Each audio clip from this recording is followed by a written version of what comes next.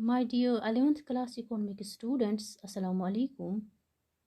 In today's lecture, we will be talking about the major economic reforms which took place in India in 1991. It's also called the New Economic Policy of 1991. Let's first understand the meaning of economic reforms. Students, economic reforms refers to a set of economic policies adopted and directed to accelerate the pace of economic growth and development. In other words, we can define it as changes introduced by the government of a country in order to improve the economic conditions through various measures and policies. So it indicates necessary structural adjustments to external events in order to take the economy on a high growth path and make the economy more flexible. In Indian context, economic reforms refers to deregulation, that is to take the Indian economy out of government regulations, to minimize the role of government in economic activities, and to remove distortions caused by regulations or the presence of government rather than new or increased regulations or government programs to reduce distortions caused by market failure. Now coming to the Indian economic reforms adopted by Indian government in 1991, which is also called the New Economic Policy of 1991. Dear students, the Government of India initiated a series of economic reforms in the year 1991 to pull the Indian economy out of economic crisis of 90s. These reforms came to be known as New Economic Policy of 1991.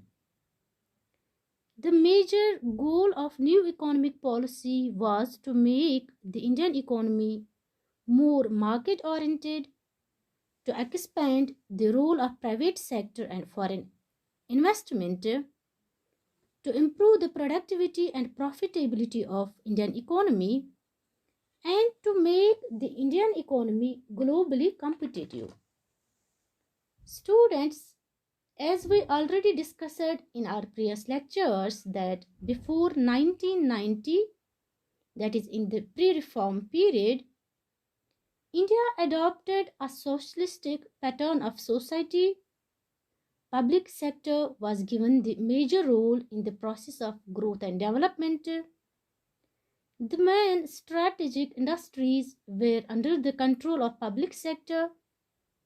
Industry and trade were subjected to many restrictions via industrial licensing system, quotas of production, and permits of exports and imports. In connection of inward-looking trade strategy, that is the import substitution policy adopted by Indian government before 1990, a very restrictive import policy was being adopted under which imports were protected by imposition of tariffs and quotas, which eventually protected the domestic industries from foreign competition. We cannot deny the fact that the restrictive policy of licenses, permits and quotas adopted by Indian government in pre-reform period initially rendered some help in accelerating the pace of industrial development in India, but with the passage of time, the bad effects of restrictive policies had started overshadowing the good effects. Public sector enterprises became the centers of corruption and inefficiencies, and due to protection from foreign competition, the domestic industry failed to diversify and modernize. In nutshell, we can say that the economic policy adopted by Indian government up to 1990 failed in many aspects and landed the country in an unprecedented economic crisis. The end result was the stagnation of Indian economy by the end of June 1991. The situation was so alarming that Indian foreign exchange reserves were merely enough to pay for only 2 weeks' imports. The revenues generated by Indian government were not adequate to meet the growing expenses. In order to meet the growing expenses and to pay for its debts, the government of India resorted to borrowing, thus eventually was caught in a debt trap. New loans were not available and there was an erosion of confidence of international investors in the Indian economy. Industrial growth was very low, while prices of essential commodities were very high. Because of the combined effects of all these factors, economic reforms became inevitable in India and were the only way to move Indian economy out of this crisis. In general, the main factors which necessitated the need for the Indian economic reforms are mentioned in this slide. First important factor responsible for economic reforms was the increase in fiscal deficit, as government expenditures grew faster than government revenue. Fiscal deficit, it is the difference between total revenue and total expenditure of government in a financial year, excluding borrowings. It is an indication of the total borrowings needed by the government. Students, throughout 1980s, fiscal deficit of India was getting worse due to increase in Indian non-development expenditures. During the 1980s, the growth rate of India was accelerated by borrowings but without any drastic restructuring of the economy. As a result, fiscal deficit of India rose from 5.4% of gross domestic product in 1980 to 81 to 8.4% of GDP in 1990 to 91. A major portion of this deficit was financed by borrowings, both from external and internal sources. The increased borrowings resulted in increasing public debt and interest payment obligations. This in turn aggravated the problem of internal as well as external indebtedness. The external debt of India rose from 12% of GDP in 1980 to 81 to 23% of GDP in 1990 to 91. And domestic borrowings, that is the internal borrowings by government, increased from 35% of GDP to 49.8% of GDP during 1980-81 to 1990 to 91. Moreover, the interest payment obligations on the public borrowings rose from 10% of total government expenditure in 1980 to 81 to 36.4% of total government expenditure in 1990 to 91. As a result, India lost its financial worthiness in the international market and fell in a debt trap. Thus, in order to restore the fiscal discipline in the economy, economic reforms were needed very badly. Second important factor responsible for economic reforms in India was worsening balance of payment situation.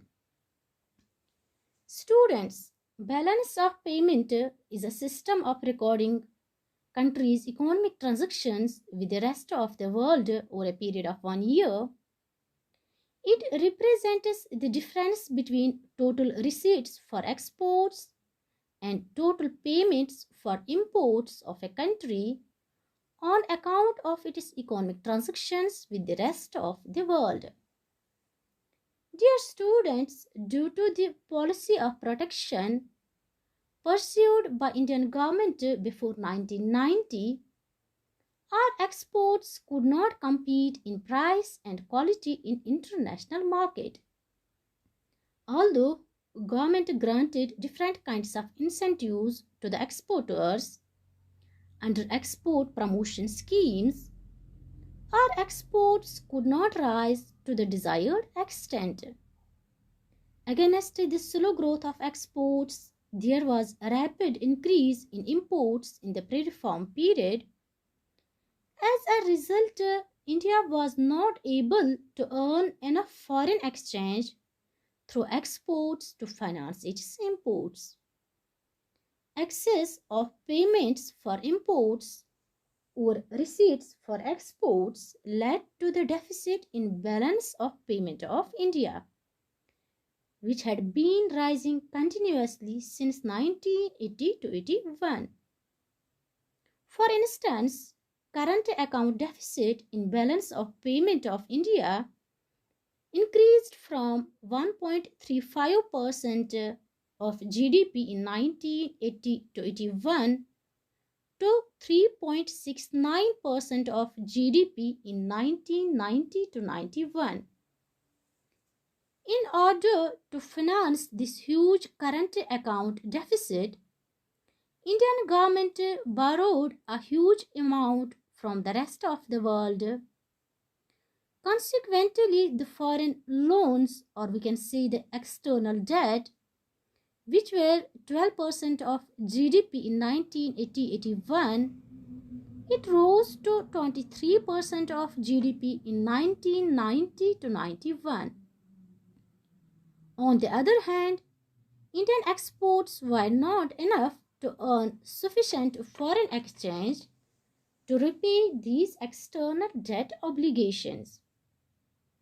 In 1980 to 81, foreign debt service, that is the repayment of foreign loan installments along with interest payments, it constituted 15% of Indian export earnings, while it increased to 30% of export earnings in 1990 to 91. This caused a severe depletion of forex, that is the foreign exchange reserves of India. So we can say that this severe crisis in balance of payment compelled the need for the economic reforms. Crisis in Gulf countries is another factor responsible for adverse balance of payment of India and thus necessitated the need for economic reforms. Students, on account of the Iraq War in 1990 to 91, world oil prices increased drastically and remittances from Indian workers in the Gulf region fell sharply as many of these workers left the region due to war.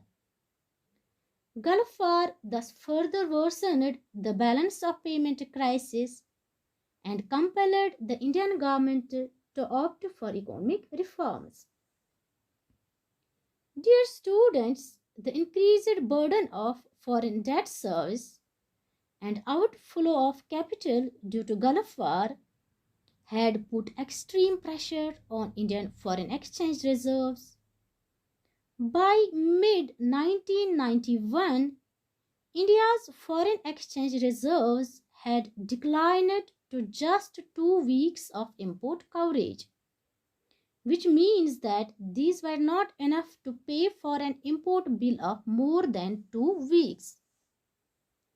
Forex reserves, that is the foreign exchange reserves, that were rupees 8,151 crore in 1986 to 87, declined sharply to rupees 6,252 crores in 1989 to 90.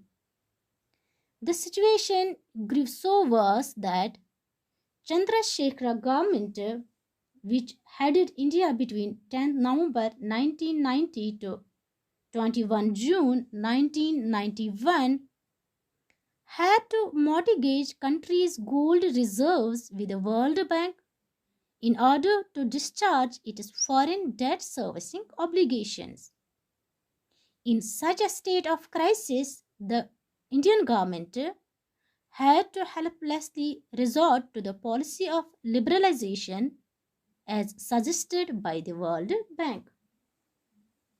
Rise in prices, or we can say the high level of inflation in India, was one more factor responsible for economic reforms in India. As already told you that during 1980s, India experienced a huge amount of fiscal deficit, which forced the central government to finance the fiscal deficit by borrowings from the central bank, which is called the Reserve Bank of India. In order to finance the government, Reserve Bank of India printed new money notes, which led to the increase in money supply in the economy. Increase in money supply pushed up the inflation level in the economy, thereby making the domestic goods more expensive.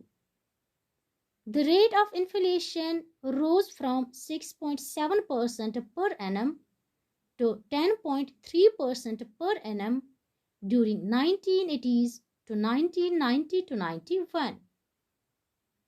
In order to lower the rate of inflation, Indian government in 1991 had to opt for economic reforms. And lastly, poor performance of public sector undertakings also compelled the Indian government to revise the entire strategy of growth and opt for economic reforms. As already discussed, that before 1990, public sector undertakings were given the major role in the industrialization of Indian economy. Several thousand crores of rupees were invested in the growth of public sector undertakings. In the initial 10 to 15 years, their performance was quite satisfactory, but thereafter most of the public sector undertakings started making losses. Instead of being a revenue generator for the central government, the public sector undertakings became the liability. The sick public sector undertakings added an extra financial burden on the government budget. So, on account of the factors discussed so far, the economic reforms in India became inevitable. Consequently, in July 1991, the then Prime Minister Narasimha Rao, along with his Finance Minister Dr. Manmohan Singh, initiated the economic reforms in India in order to remove the inefficiencies in the economic system. In this connection, India approached International Bank for Reconstruction and Development, popularly known as World Bank, and International Monetary Fund, that is IMF, and received $7 billion as loan to manage the crisis. International agencies, that is World Bank and IMF, however, expected India to liberalize and open up the Indian economy by removing industrial and trade restrictions. India agreed to the conditions of World Bank and IMF and had announced new economic policy which consists of wide range of economic reforms. The main objectives of New Economic Policy 1991 were to reduce fiscal deficit as it was very high and to have relative price stability, to reduce the area of operation of the public sector and to open up more areas for the private sector, to liberalize industrial policy and abolish industrial licensing system for most of the private sector industries, to encourage inflow of foreign capital by granting more concessions to foreign direct investment, and to liberalize foreign trade by reducing tariff rates and abolishing quota restrictions in case of many imports.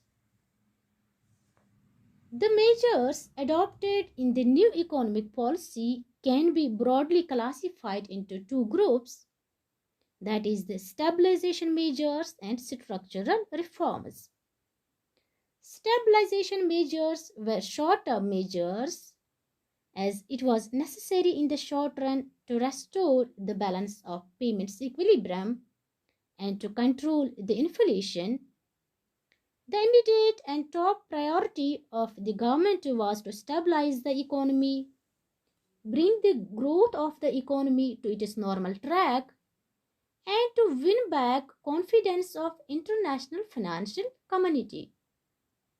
Structural reforms, on the other hand, were long-term measures which aimed at improving the efficiency of the economy and increasing its international competitiveness by removing the rigidity in various segments of the Indian economy. In the new economic policy of 1991, structural reforms can be seen with respect to liberalization of Indian economy, privatization of Indian economy, and globalization of Indian economy. So, the structural reforms are categorized as liberalization, privatization, and globalization, that is the LPG. We will discuss the structural reforms of LPG, that is liberalization, privatization, and globalization, in a much greater detail in our coming lectures. Thank you.